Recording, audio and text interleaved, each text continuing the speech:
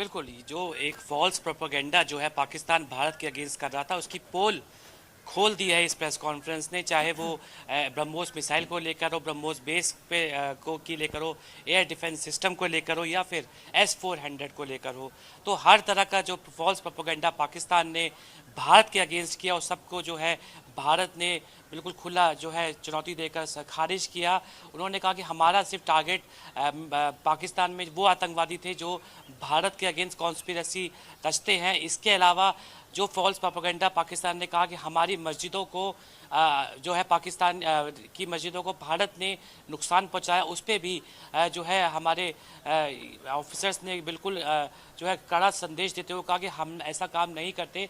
भारत एक शांत देश है, भारत को पता है कि किसको नुकसान पहुंचाना है, क्योंकि जो है हमारे प्रधानमंत्री ने भी कहा था जो हमें छेड़ेगा हम उसे छोड़ेंगे नहीं। तो वही चीज़ हमने इस जो है प्रेस कॉन्फ्रेंस में देखी कि भारत ने कैसे जो है पाकिस्तान को घर में घुस के उनके एयर बेसिस को नुकसान पहुंचाया है। और फॉल्स प्रोपेगेंडा जो कि पाकिस्तान बहुत टाइम से करता आ रहा, चाहे उनके मिनिस्टर हो, चाहे उनके आर्मी चीफ हो, या उनका कोई सुप्रीमो हो, सब तरह के जो प्रोपेगेंडा है उसकी बिल्कुल बिल्कुल पोल इसी पर चर्चा इस भी हो रही एमईए है। की डिफेंस इस एक्सपर्ट्स भी सेना हमारे की जो साथ प्रेस जुड़े हुए हैं। कॉन्फ्रेंस थी मेजर जनरल खोल दी अनुज है। माथुर, मेजर जनरल अभय हमारे साथ जुड़े हुए हैं। अनुज माथुर जी, प्रेस ब्रीफिंग हुई है। आप देखिए, इस प्रेस ब्रीफिंग की शुरुआत में ही इस बात का जिक्र किया गया कि पाकिस्तान कैसे मिस इन्फॉर्मेशन सर्कुलेट कर रहा है। पाकिस्तान की मीडिया, सुबह आज पाकिस्तान का मीडिया चैनल ये कह रहा है कि पाकिस्तान ने भारत पर साइबर अटैक कर दिया है, 70% इलेक्ट्रिसिटी ग्रिड्स बंद हो गए हैं। What nonsense do they talk? देखिए, जो लाइव पैडलिंग में पाकिस्तान को से बड़ा कोई देश कोई दुनिया में है ही नहीं। इतना झूठ आपने हमने देखा है, हमारी डिबेटों में उनको देखा है। जो देश ये कह सकता है कि हमने 1971 की लड़ाई जीती है, उससे बड़ा झूठा कोई देश हो नहीं सकता। तो मेरा यह मानना है कि किसी को भी इसके बारे में ज्यादा सोचने की जरूरत नहीं है। उनको भी पता है उनका कितना नुकसान हुआ है, हमें भी पता है हमारा कितना नुकसान हुआ है। मैं इस बात से सिद्ध हो जाता है कि 24 मिसाइल बिना डिटेक्शन के 24 टारगेट पे 100 टेररिस्ट खत्म। तो उसके बाद आपके पास कुछ कहने के लिए है नहीं। मेरा यह मानना है कि वो झूठ को पेडल, उनको भी आफ्टर ऑल अपने देश में जिंदा रहना है। अगर वो ये नहीं करेंगे, क्योंकि इसका सबसे बड़ा दबाव जो है वो मैं बता रहा हूं कहां से आएगा। ये उनकी सरकार और उनकी सेना पर दबाव आएगा, हाफिज सईद की तरफ से, मौलाना मसूद अजहर की तरफ से, कि हमारे 100 आदमी आपने मरवा दिए और अब आप सीज फायर में घुस गए। तो ये मैं आपको बता रहा हूं कि जो झूठ वो बोल रहे हैं उससे हमारे को कोई फर्क नहीं पड़ना चाहिए। वो कह रहे हैं कि आपने ब्रह्मोस तोड़ दिया, आके देख लो भाई, ब्रह्मोस गया और गया। तो यही मैं सुबह भी बता रहा था कि अगर मान लीजिए वो कहते हैं हमने S-400 खत्म कर दिया है, तो आप प्लीज आइए जहां S-400 था वो खाली है, तो आपको वहां दिखा दिया जाएगा क्या है क्या नहीं है। तो मेरा ये मानना है कि वो झूठ पैटिल कर रहे हैं, उसको कोई मानने वाला नहीं है दुनिया में। और ये जो बात है, जो दिखाई दे रहा था कि वो जा करके पूरी विश्व के लीडर्स से मिल रहे थे, बात कर रहे थे और उनसे रिक्वेस्ट कर रहे थे कि हमें भारत से बचाओ। उनकी संसद में सांसद कह रहे थे कि हमें ये युद्ध हम लड़ नहीं सकते, हमारी काबिलियत नहीं है। तो ये, और उसके बाद ये जो उनकी इकोनॉमिक कंडीशन, जो मैं बात मेरी अधूरी रह गई थी कंचन, मैं यही कह रहा था कि इकोनॉमिक कंडीशन और इंस्टेबिलिटी, पॉलिटिकल इंस्टेबिलिटी, इन दोनों पे बहुत ज्यादा असर होने वाला था किसी भी एस्केलेशन का। एक बात अगर आपने नोटिस करी हो कंचन, तो पूरे पिछले 4-5 दिन में एक भी बार भारत ने एस्केलेट नहीं किया। भारत ने सिर्फ बदला लेने के लिए जो काम किया था वो किया, और उसके बाद कोई एस्केलेशन का एस्केलेटरी लेडर पे हमने एक भी कदम ऊपर नहीं बिठाया। जो उन्होंने किया, हाथ के हाथ उसका जवाब उनको दे दिया। और आज की परिस्थिति में यह है कि हम 10 गोल से जीते हैं ये मैच, उनको पता नहीं पड़ रहा है कि वो कहां जा रहे हैं, और ये उन्होंने ठीक है। बाकायदा अच्छा, इसको। हाँ, मेजर जनरल अबे एक बात बताइए, सीज फायर का जिक्र तो दोनों देशों की तरफ से कर दिया गया है, पॉलिटिकल रिएक्शन इंटरनेशनल लेवल पर आ रहे हैं। क्या ये समझा जाए कि पाकिस्तान अब सीज फायर का वायलेशन नहीं करेगा? Unmute sir. सॉरी, ये समझा तो यही जाना चाहिए कि अभी एक रिस्पॉन्सिबल नेशन की तरह और एक डिसिप्लिन आर्म फोर्सेस की तरह अब और कोई जो उसके नुमाइंदे हैं, नीचे तक मैसेज पहुंच गया है और गन्स टाइट, सीज फायर, पूरा सबको फॉलो करना है। लेकिन ये पाकिस्तानी आर्मी में इस बीच में जितना उनका डाइल्यूशन हुआ है डिसिप्लिन में, खासकर अपने जो इथोस को छोड़ के वो झूठ पुलिंदे बिजनेस पॉलिटिक्स में लग गए हैं, तो इसमें हम ये मान के चलेंगे कि एक दो वायलेशंस तो होंगे ही होंगे, वो होंगे, उनकी तरफ से कहीं से फायर आएगा।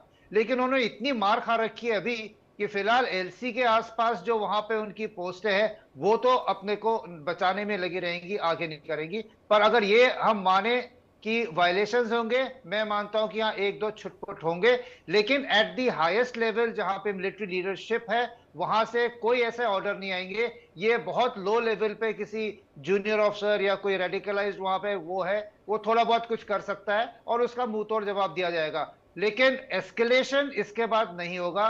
वायलेशन उनकी तरफ से कोई छुटपुट कहीं पे मशीन गन चल गई, कुछ के लिए वो हो सकता है, लेकिन जो हमने अभी देखा है कि ड्रोन्स आ रहे हैं, फायर हो रही है, बड़ा आर्टिलरी खुल गया, तोप खाना, वो नहीं होगा। तो ये अब मान के चलिए 12 तारीख तक दोनों साइड जो है वो शांति से बैठी रहेंगी। लेकिन ये सोचने वाली बात ये है कि पाकिस्तानी मिलिट्री एस्टेब्लिशमेंट जो कि देश को बताती थी कि हम आपके रहनुमा हैं, कि we are there to protect you, और ये सबसे बड़ी जो उनकी आश्वासन था या अश्योरेंस थी वो ये जो टेररिस्ट ऑर्गेनाइजेशंस हैं इनके लिए थी कि आप यहाँ पे आ जाओ करके, हम तो यहाँ पे हैं ना। That myth has been broken. Definitely, and there has been a clear message to the world. दृष्टि, मैं दृष्टि का रुख करना चाहूंगी सर, मैं आऊंगी आपके पास। दृष्टि, एनएसए अजीत डोभाल की मुलाकात पीएम मोदी से चल रही थी सीज फायर डिक्लेयर होने के बाद, क्या वो मुलाकात अभी चल रही है, क्या वो मुलाकात खत्म हो गई है, क्या इनपुट्स इस पर मिल पा रहे हैं दृष्टि?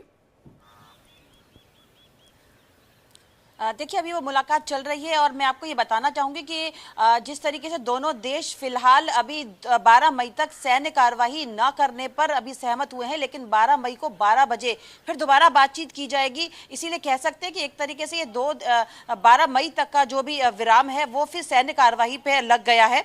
लेकिन अभी इसके बाद जो आपने कहा था ना कि असल मुद्दा क्या है, इसके पीछे किन किन गाइडलाइंस पे बातचीत होगी, तो ये गाइडलाइंस 12 मई को 12 बजे बातचीत की जाएगी, तभी पता चलेगा कि फाइनली क्या मुद्दा निकल करके सामने आया है। लेकिन फिलहाल अभी यही अपडेट है कि अभी मीटिंग चल रही है और उसके बाद ये बताया जाएगा कि किस तरीके से क्या बातचीत की जाएगी। लेकिन साथ ही ये भी है कि डीजीएमओ दोनों मिलकर के बैठेंगे और बात करेंगे। अमेरिका ने कहा कि दोनों देशों से बातचीत की गई, बहुत समझदारी भरा फैसला था, दोनों से बातचीत की गई है। तो फिलहाल 12 मई तक का इंतजार है, शांति है और कोई उल्लंघन नहीं होगा, उसके बाद फिर बातचीत की जाएगी, तो शायद एक नई अपडेट देखने को मिले। जी बिल्कुल, तो देखिए यहाँ पर जैसे ही सीजफायर का डिक्लेरेशन किया गया है एमईए की तरफ से, उसके बाद से कई सारे पॉलिटिकल रिएक्शन सामने आ रहे हैं। डोनाल्ड ट्रंप का, मार्क रूबियो का स्टेटमेंट सामने आया है। इन सब के बीच में हमारे इंडिया की भी तरफ से कई पॉलिटिकल पार्टीज जो है इस पर रिएक्शंस दे रही है। एमईए की ब्रीफिंग के बाद यहां पर रक्षा मंत्रालय की तरफ से प्रेस कॉन्फ्रेंस हुई है। उस प्रेस कॉन्फ्रेंस की शुरुआत में इस बात का जिक्र किया गया है कि कैसे पाकिस्तान दुनिया पर अपने सोशल मीडिया पर झूठ परोस रहा है। रमन, एक बात बताइए, जब पाकिस्तान के डिफेंस मिनिस्टर से सीएनएन की एक एंकर पूछती है कि क्या आपके पास सबूत है कि आपने भारत के एयरक्राफ्ट्स को मार गिराया है, तो वो कहते हैं कि it's all over social media. क्या सोशल मीडिया उनका एविडेंस का स्ट्रक्चर बना हुआ है? वो सोशल मीडिया जिसकी खबरें हम 10 बार फैक्ट चेक करके चलाते हैं, वो सोशल मीडिया जिस पर कहा जाता है कि इन खबरों को अनलेस एंड अनटिल वो किसी ऑफिशियल अकाउंट से ट्वीट या रीट्वीट न की गई हो उसको मत लीजिए, वो सोशल मीडिया पाकिस्तान के डिफेंस मिनिस्टर का पैरामीटर बना रहता है। रमन, जी हाँ, बिल्कुल। देखिए, बहुत बचकाना सा बयान वो था, वो भी एक इंटरनेशनल मीडिया चैनल के बीच में वो अगर इस तरीके का बयान देते हैं, जब उनसे पूछा जाता है कि मैं आऊंगी, प्रशांत का रुख कर लेते हैं। प्रशांत के पास एक बड़ा अपडेट है। प्रशांत, बिल्कुल, अभी जो खबर मिल रही है एनएसए डोभाल के बाद तीनों सेना अध्यक्ष और सीडीएस भी जो है प्रधानमंत्री मोदी से मिलने और थोड़ी देर बाद राजनाथ सिंह भी इसको ज्वाइन करेंगे, यानी फिर से एक बड़ी मीटिंग ये बन रही है। तीनों सेना अध्यक्ष जो है पीएम आवास पे पहुंच गए हैं। इसके अलावा सीडीएस भी जो है प्रधानमंत्री से मिलने पहुंचे, तो डोभाल पहले से मौजूद है और राजनाथ सिंह भी जो है, हमें सोर्सेज से खबर मिल रही है, राजनाथ सिंह भी जो है थोड़ी देर में वहाँ पहुँचेंगे। बड़ा अपडेट यहां पर दे रहे हैं प्रशांत। एक बड़ी खबर आ रही है, तीनों सेना के अध्यक्ष जो है वो एक बार फिर से पीएम मोदी से मुलाकात करेंगे। सीडीएस मौजूद रहेंगे वहां पर, और साथ ही साथ एनएसए अजीत डोभाल से इस वक्त पीएम मोदी की मुलाकात चल रही है।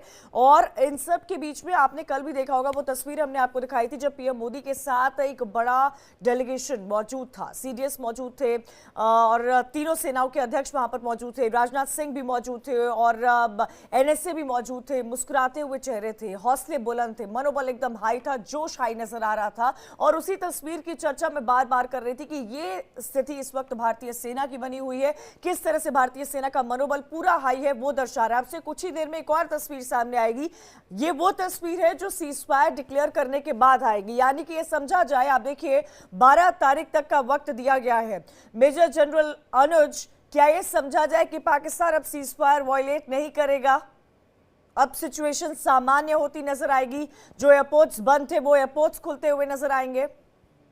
बिल्कुल बिल्कुल बिल्कुल, मुझे ये लग रहा है। देखिए, जो जनरल कार्की ने बताया, मैं उससे पूरी तरह से सहमत हूं, क्योंकि एक सुलझे हुए प्रोफेशनल आर्मी जनरल का ये व्यू है। और उसके मैं आपको वजह बताता हूँ क्या होता है कि जब भी इस प्रकार के होते, कुछ रोग्स होते हैं, 2 राउंड यहाँ फायर होंगे, 4 राउंड वहां फायर होंगे, उससे कोई फर्क नहीं पड़ता।